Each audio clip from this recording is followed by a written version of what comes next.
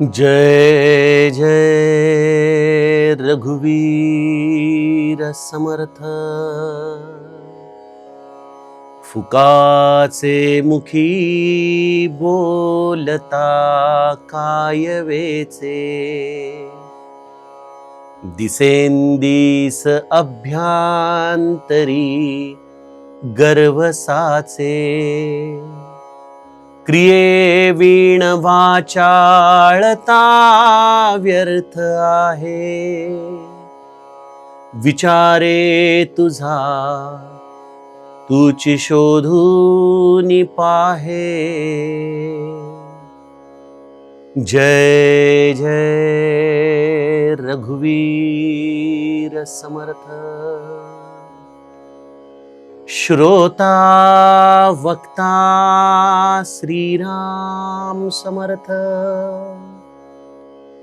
जय जय रघुवीर समर्थ।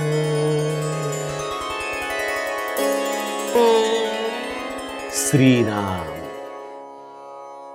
आपल्या सर्वांच्या हृदयस्थ वसणाऱ्या आत्मारामास साष्टांग प्रणिपात करून मनोबोध एक अंतरयात्रा हा श्री समर्थ रामदास स्वामी विरचित मनाच्या श्लोकांचा जो आपण अभ्यास करत आहोत। सज्जन हो, आज आपण त्यातील श्लोक क्रमांक 114 याचं चिंतन पाहणार आहोत। समर्थ आम्हाला या संवाद प्रक्रियेच्या आधारानेच त्याचा हा थोडासा पुढचा विस्तार गेल्या श्लोकामध्ये समजावून सांगत होते। पंडित ही जी या समाजामध्ये एक अत्यंत विद्वत्ता संपन्न अशी एक मनुष्य समाजाची रीत आहे, त्या पंडितांच्या खरं तर वेदाध्ययनाचं स्वागतच आहे, ते करत असलेल्या अभ्यासाचं स्वागतच आहे। परंतु बऱ्याचदा जर त्यामधून जे सार आपल्या जीवनामध्ये उतरणं अपेक्षित आहे ते सोडून जर आपण असार अशा पांडित्याचाच अहंकार धारण केला तर आपल्याला निश्चितपणे ब्रह्मराक्षस होणं हेच आपण आपलं प्राक्तन जणू काही लिहून ठेवतो। त्यामुळे समर्थांनी जणू काही आम्हाला विनवणी केलेली आहे की अहंता तुझी तुची शोधून पाहे। तू तुझी ही अहंता, तुझा हा अहंकार, ही जाणीव, हे सर्व काही सोडून या परमार्थामध्ये राहण्याचा प्रयत्न कर। सज्जनो, या पंडित असलेल्या पदाचं आपण दोन्ही अंग गेल्या श्लोकामध्ये विस्ताराने समजून घेतली। समर्थ आम्हाला आज त्याच सूत्राचा पुढील टप्पा विस्ताराने समजावून सांगत आहेत। काय म्हणतात समर्थ माऊली की आपण फुकाचे मुखी बोलता काय वेचे। आपण उगीचच फुकट कुठल्याही प्रकारे आचरण न करता एखाद्या गोष्टीच्या बद्दल तासन तास बोलत राहणं याने आपण नेमकं काय साधत आहोत। फुकाचे मुखी बोलता काय वेचे, काय प्राप्त होतंय तुला? त्याने एकच गोष्ट प्राप्त होते, दिसेंदिस अभ्यांतरी गर्व साचे। दिवसेंदिवस तुझ्या आतमध्ये या असलेल्या दंभात्मक ज्ञानामुळं गर्व साचत जातो। आपण असे आहोत, आपण तसे आहोत, अशी एक मनाची धारणा तुझ्या अंतःकरणामध्ये निर्माण होते। मग यासाठी समर्थ एक अत्यंत मूलभूत सूत्र देतात की क्रियेवीण वाचाळता व्यर्थ आहे। कुठल्याही गोष्टीची कृती न करता केवळ त्याच्याबद्दल बोलत राहणं हे व्यर्थ आहे। मना, तूच तुझा विचार कर, विचारे तुझा तुची शोधून पाहे। तूच त्याचा विचार कर आणि आपल्या अंतःकरणामध्ये हे समजून, हे मना तू कृतीला लाग, बोलण्यामध्ये वेळ वाया घालवू नकोस। सज्जनो, जीवनासाठी साधक वृत्तीला दिलेलं हे अत्यंत बहुमूल्य असं मार्गदर्शन आहे। आमच्या मनाचे गुंते का वाढतात, का आम्हाला या मानसिक त्रासांना सामोरं जावं लागतं? कारण आम्ही जसा विचार करतो तशी आम्ही कृती करत नाही, तशी आमचं आचरण राहत नाही। आणि या दोघांमधली फारकत हाच आमच्या मानसिक त्रासाचा खरं तर उद्गम बिंदू आहे। ज्याला जेवढं लवकर प्रयत्नपूर्वक त्या बोधाला आचरणामध्ये आणता येतं, सज्जनो, त्याच्याच जीवनातले मानसिक संघर्ष संपत जातात. मनुष्याच्या मध्ये या मानसिक संघर्षामधून एक फार मोठी कुचंबणा त्याच्या पदरात पडते आणि ती कुचंबणा आहे दांभिकतेची. समाजाच्या समोर त्याला नेहमी एक वेगळं रूप ठेवावं लागतं आणि त्या भिंतीच्या पाठीमागं अंधकारामध्ये चाचपणाऱ्या या जीवाला बऱ्याचदा त्या दांभिकतेचा त्रास स्वतःच्या अंतःकरणात सहन करावा लागतो. मला आठवतं, काही वर्षांपूर्वी असे बरेच आध्यात्मिक गुरु होऊन गेले ज्यांनी खूप मोठ्या प्रमाणामध्ये समाजामध्ये अध्यात्म प्रबोधन केलं, निरूपण केली, प्रवचनं केली, कीर्तनं केली. पण वेळ प्रसंगी या शेवटी मोठ्या माणसांना आत्महत्या करावी लागली. कोणी गळफास घेतला, कोणी डोक्यामध्ये बंदुकीने गोळी मारून घेतली. मी कधी कधी विचार करतो की जो मनुष्य एवढ्या सगळ्या गोष्टी मुखाने बोलतोय, तो मनुष्य आपल्या या भावभावनांवरती का बरं विजय मिळवू शकत नाही? का त्याला अशा पद्धतीने स्वतःचा अंत करावा लागतो? याचं कारण एकच आहे, फुकाचे मुखी बोलता काय वेचे. मनुष्य जसा चालतो, जसा बोलतो, त्याप्रमाणे चालत नाही. म्हणून आपण जगी धन्य तो दास सर्वोत्तमामध्ये एक अत्यंत महत्वाचं 3ऱ्या श्लोकामध्ये चिंतन बघितलं की जनी बोलण्या सारिखे चाल बापा. जसा बोलतोयस त्याप्रमाणे आचरण कर आणि जसं तुझं आचरण आहे तेवढंच तू बोल. जेवढं तुझ्या अनुभवाला आलंय तेवढंच तू सांग. आपण हा जो आविर्भाव आणतो, आपल्याला आपण सर्वज्ञ असण्याचा एक प्रकारे जो समाजामध्ये स्वतःला प्रस्थापित करण्याचा आपण जो प्रयत्न करतो ना सज्जनो, यामध्ये कदाचित तुम्ही प्रस्थापित व्हालही. कारण बघा, समोर बसलेला श्रोता आहे ना, हा श्रद्धेने आलेला असतो आणि त्याची श्रद्धा आपण आपल्या दांभिकतेने अशा पद्धतीने फसवू नये त्याला. तो तुमच्यावरती विश्वास ठेवतो, तुम्ही म्हणता ते बरोबर आहे असं समजून तो तिथं तुमचं ऐकायला आलेला असतो. इथं कदाचित श्रोता तर उद्धरून जाईल. ती गोष्ट मी आपल्याला नेहमीच सांगत आलोय. वृंदावनामध्ये भागवत कथाकार एकदा गोपींना सांगतो की अरे, कृष्ण नामाने भवसागर पार होतं, तर मग ही यमुना का बरं पार करता येणार नाही? आणि ती एक गोपी तो बोध मनोमन आपल्या हृदयात धारण करते आणि दुसऱ्या दिवशी बोट नसताना ती केवळ कृष्ण नाम घेत घेत यमुना पार करत येते. कथाकाराला मोठा प्रश्न पडतो की ह्याला हे कसं जमलं? आणि मग तो देखील प्रयत्न करतो आणि तो तिथं मात्र लगेच पाण्यामध्ये पडतो खाली. तो चालून जाऊ शकत नाही. ही कथा आपण ऐकलेली आहे. का बरं तिला जमलं आणि ह्याला जमलं नाही? याचं कारण एकच की तिने त्या बोधाला आपल्या हृदयामध्ये कुठल्याही संशयाशिवाय स्वीकारलेलं आहे. आणि त्यामुळे सज्जनो, ही आतमध्ये जी भावना आहे ती भावनाच तिला तरुण नाही ते.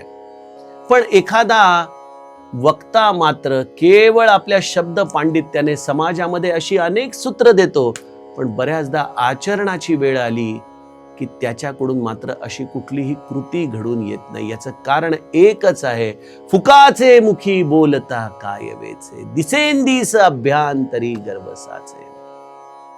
या शब्द पांडित्यामुळं समाज प्रभावित होतो. त्याच्या मागे फार मोठा शिष्यवर्ग येतो, त्याचा फार मोठा समुदाय तयार होतो. आजच्या काळामध्ये देखील आपण बघतो की एक अहमहिका आहे की माझा संप्रदाय मोठा का तुझा मोठा, माझा आखाडा मोठा का तुझा आखाडा मोठा.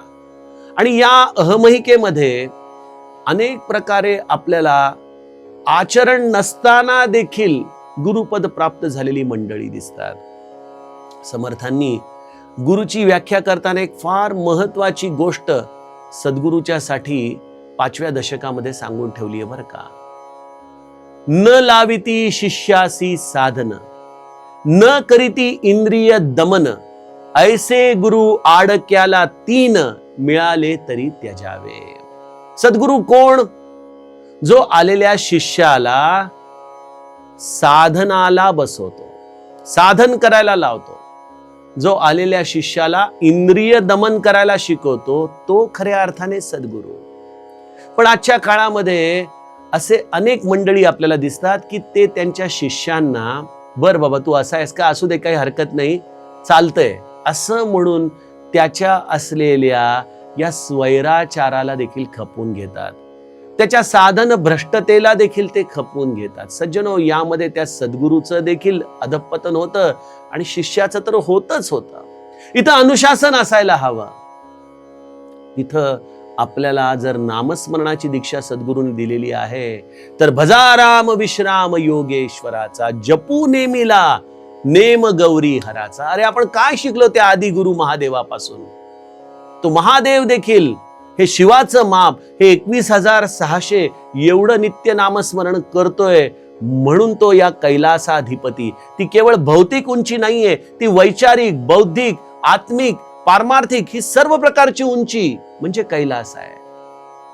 तिथली शीतलता केवळ बर्फाची शीतलता नाही, ती समाधानाची शीतलता आहे जी ज्ञानामधून प्राप्त होते.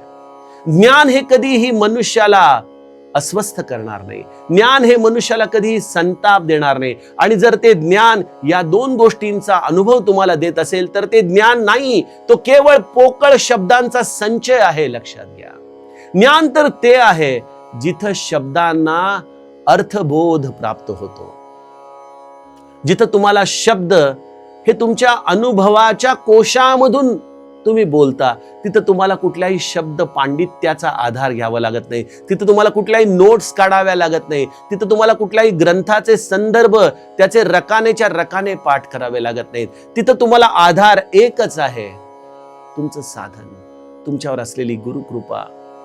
आणि सज्जनो, त्याला प्राप्त करण्यासाठी तुम्हाला आचरणच करावं लागतं. तिथं कुठली दांभिकता चालत नाही, तिथं तुमचं शब्द पांडित्य उपयोगाला येत नाही. तिथं तुम्हाला एकच गोष्ट करावी लागते, संपूर्ण शरणागती, आपली बुद्धी ब्रह्मानंद महाराजांसारखी बाजूला ठेवून गुरुनी दिलेल्या बोधाला आपल्या जीवनात उतरवणं आणि त्या बोधावरती आपलं जीवन जगण्याचा कसोशीने प्रयत्न करणं. मी इथं प्रयत्न म्हणतोय बघा, कारण मी देखील आज ज्या साधक दशेमध्ये आहे तिथं मला परिपूर्णता नाही.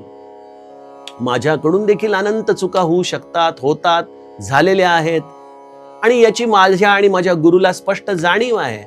पण माझ्यामध्ये जर कुठली गोष्ट मी गुरुकृपेने अनुभवतो तर ती मी माझ्या स्वतःशी असलेल्या प्रामाणिकतेला मी कधीही माझ्या हृदयामधून जाऊ देत नाही.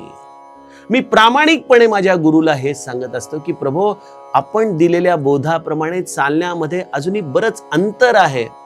मी दररोज 2 पावलं टाकतोय, आपण मला बळ द्या, आपण मला त्या साधनेवरती निरंतर चालण्याची बुद्धी द्या. आणि मी जर हटलो तर माझ्या हाताला धरून पुन्हा मला साधन मार्गावरती आणा प्रभो, पण मला साधन भ्रष्ट होऊ देऊ नका. हीच माझ्या सद्गुरूच्या चरणी निरंतर विनंती असते सज्जनो. आणि मला वाटतं की साधकाचा बोध हा असाच असला पाहिजे. ज्या साधकाला वाटतंय की आपण परिपूर्ण आहोत तो सिद्धच आहे. ज्याला असं वाटतंय की आपलं अजूनही इंद्रिय दमन आपण पूर्णत्वाने प्राप्त केलेला आहे, तो साधक राहतच नाही, तो सिद्धच होऊन जातो. आपण आयुष्यभर साधकच राहावं. मला कोणीतरी म्हणालं की दादा, ही 17वी कला जी आपण जीवनामध्ये सांगता ती काय आहे? बघा, चंद्रमा हा आपल्याकडे प्रतिपदेपासून पौर्णिमेपर्यंत जातो, म्हणजे या पौर्णिमेपर्यंत जाऊस तर त्याला 16 कला या प्राप्त होत असतात. हळूहळू तो विकास होत असतो. तशी मनुष्यामध्ये देखील ही जी प्रज्ञा आहे, ही जी जाणीव आहे, हा जो देहबुद्धी ते आत्मबुद्धी हा जो प्रवास आहे, हा पौर्णिमेप्रमाणे विकास पावत असतो. एक एक कला त्याची उलगडत जात असते विवेकाने, गुरुकृपेने. आणि हा पूर्ण चंद्रमा, हा पौर्णिमेचा पूर्ण चंद्रमा, त्याप्रमाणे त्याच्या पलीकडं एक जीवन जगण्याची 17वी कला आहे. कारण पूर्ण चंद्रमा होणं ही पौर्णिमा आहे, पण पौर्णिमेच्या पलीकडं हा आपल्या हृदयामधला ज्ञान सूर्य या 17व्या कलेमध्ये पदार्पण करतो. जिथं तुम्ही त्या बोधाशी तद्रूप होता, तिथं तुम्ही वेगळेपणाने राहत नाही. ही तुर्यातीत अवस्था आहे. त्यामुळं ही 17वी कला प्राप्त करण्यासाठी आम्हाला पहिले ते ज्ञान परिपूर्णतेने जाणावं लागतं. आणि त्या परिपूर्णतेने जाणण्याची कला साधनेतून एक एक कला विकसित करत करत साधकाला प्राप्त होत असते. जर मला सांगा, तुम्ही साधनच केलं नाही आणि नुसतंच त्या चंद्रमाच्या भोवती अनेक प्रकारची सुंदर सुंदर काव्य करून त्याच्याबद्दल विचार करत बसला, तर तुम्हाला ती 17वी कला कधी प्राप्त होईल का? तुमचं ध्येय त्या 17व्या कलेपर्यंत जाण्याचं आहे. आणि त्यासाठी साधकाने स्वतःला नेहमी द्वितीयेचा चंद्रमाच मानावा. कधी पौर्णिमेच्या चंद्रमाचा अट्टहास धरू नये त्याने. कारण द्वितीयेच्या चंद्रमाचा एक फायदा असा आहे की द्वितीयेसी संकेत जो दावी जेतो तया सांडुनी चंद्रमा भावी जेतो. द्वितीयेची चंद्रकोर अत्यंत छोटी असते. त्याची जाणीव म्हणजे एक प्रकारे या 17व्या कलेकडे जाण्याच्या मार्गामध्ये अत्यंत लघु जाणीव त्याची आहे. मला वाटतं की साधकाने नेहमी स्वतःला द्वितीयेचा चंद्रमा मानावा. आपल्याला अजूनही काही कळालं नाही, आपण अजूनही काही साध्य केलं नाही. कदाचित तुम्हाला आजच्या काळामध्ये हा न्यूनगंड वाटेल, परंतु हा न्यूनगंड अध्यात्मासाठी अत्यंत पूरक आहे. त्याने काय होतं की मी कोणीतरी आहे या भूमिकेचा आम्हाला विसर पडतो आणि आम्हाला असं वाटतं की अजून तर बरंच साधन करायचंय, अजून तर काहीच साधलं नाहीये, अजून तर कुठलीच कला विकसित झाली नाहीये. सज्जनो, त्यामुळं साधनेचं एक तेज येतं, एक उर्मी येते, एक बळ येतं, एक ध्येय राहतं की आपल्याला अजूनही बराच टप्पा गाठायचा आहे. का आम्हाला घाई आहे पौर्णिमेचा चंद्रमा होण्याची? मला असं वाटतं की साधकाने नेहमी द्वितीयेचा चंद्रमा होऊन राहावं, कारण त्यालाच महादेव मस्तकी धारण करतो. आणि याने हा जो एक साधनेला जो तळमळीचा प्रांत येतो ना, त्या तळमळीच्या प्रांताने कदाचित सगळ्या कला विकसित झाल्या का न झाल्या माहित नाही, पण एक आहे की ही तळमळ आम्हाला थेट 17व्या कलेपर्यंत घेऊन जाऊ शकते बरं का. हा विचार समजण्यासाठी देखील साधन असायला हवं. पण आम्हाला काय आहे, फुकाचे मुखी बोलता काय वेचे, या सगळ्या आत्मज्ञानाच्या गोष्टींच्या बद्दल चर्चा करायला आम्हाला आवडते. माया ब्रह्माची चर्चा करायला आवडते, त्याच्यावरती संशोधन करायला आवडतं. पण हे मूळ माया, तेची मूळ पुरुष, हे कळण्यासाठी साधनच असावं लागतं. हे साधन जोपर्यंत नसेल तोपर्यंत ही प्रकृती आणि पुरुषामधला भेद हा कधीच मिटू शकत नाही. कारण त्याचा भेद जाणणारा मी देखील एक अज्ञानी जीवच आहे, ज्याने नकळतपणे स्वतःला प्रकृतीचा एक भाग मानलेला आहे. सज्जनो, यांचा एकात्म भाव हा केवळ साधनेमधून प्रगटतो. म्हणून गुरुच्या चरणांना घट्ट धरावं, स्वतःला नेहमी द्वितीयेचा चंद्रमा मानावा. आणि आपण कधीच यामुळं या साधन मार्गामधून भ्रष्ट होणार नाही. आणि याचा एक सगळ्यात मोठा फायदा काय होतो, दिसेंदिस अभ्यांतरी गर्व साचे, या भूमिकेपासून आम्ही स्वाभाविक दूर राहतो. काय बघा, या व्यासपीठावरती बसणं हे काटेरी कुंपण आहे. कारण ते काटे मनुष्याला तर सगळे हार तुऱ्याच्या रूपामध्ये लोक नमस्कार करतायत, चांगलं चांगलं खायला देत आहेत. बघा, आमच्यासारखे लोक सोडून द्या, पण छान मोठं मानधन मिळतंय, चांगला मान सन्मान आहे, समाजामध्ये हार तुरे आहेत, सगळं वाटतं अरे वा वा वा किती छान आहे. पण साधक दशेमध्ये हे सगळं विघ्न आहे, हे त्रास देणार आहे. तुमच्या या द्वितीयेच्या चंद्रमापासून तुम्हाला कुठेतरी पौर्णिमेकडे जाणारा एक अवस्था देणारा आहे. आणि ती अवस्था तुम्हाला प्राप्त झालेली नसताना देखील तो आविर्भाव तुमच्यामध्ये निर्माण करणारी आहे. आणि तुमच्यामध्ये गर्व साठतो. आणि या गर्वाचं काय गणित आहे की या गर्वामुळं तुम्हाला लोकांकडून नेहमी मान सन्मानाची अभिलाषा लागते. आणि जगाचा स्वभाव असा आहे की ते काही काळ तुमचा मान सन्मान करेल, उद्या आणखीन कोणीतरी त्यांना भेटले की त्यांचा मान सन्मान करायला लागेल आणि तुम्ही तिथं झुरत राहाल. सज्जनो, इथं साधकाने सांभाळायला हवं. नाथांनी एकनाथी भागवताच्या शेवटच्या टप्प्यामध्ये चिरंजीवी पद हे एक अत्यंत सुंदर काव्य लिहिलेलं आहे 40 श्लोकांचं. ते नेहमी आपण आपल्या वाचनामध्ये ठेवावं. त्या चिरंजीवी पदामध्ये हे आपलं वैराग्य कसं सांभाळावं याचं समर्थांच्या सारखंच नाथांनी अत्यंत स्पष्टपणे आपल्याला चिंतन दिलेलं आहे. हा गर्व आमच्या अंतःकरणात साठता कामा नये. मी कोणीतरी आहे या उपाधीपासून आपण स्वतःला नेहमी लांब ठेवावं, स्वतःला नेहमी लहान ठेवावं. या द्वितीयेच्या चंद्रमाकडे जाण्याचा आपला प्रयत्न असावा, ना की पौर्णिमेच्या चंद्रमाकडे जाण्याचा. मी कोणीतरी आहे, मी परिपूर्ण आहे, मला ज्ञान आहे असं न म्हणता जेवढं तुम्ही साधन कराल ना तेवढं तुम्ही स्वतःला लहानच समजत जाल.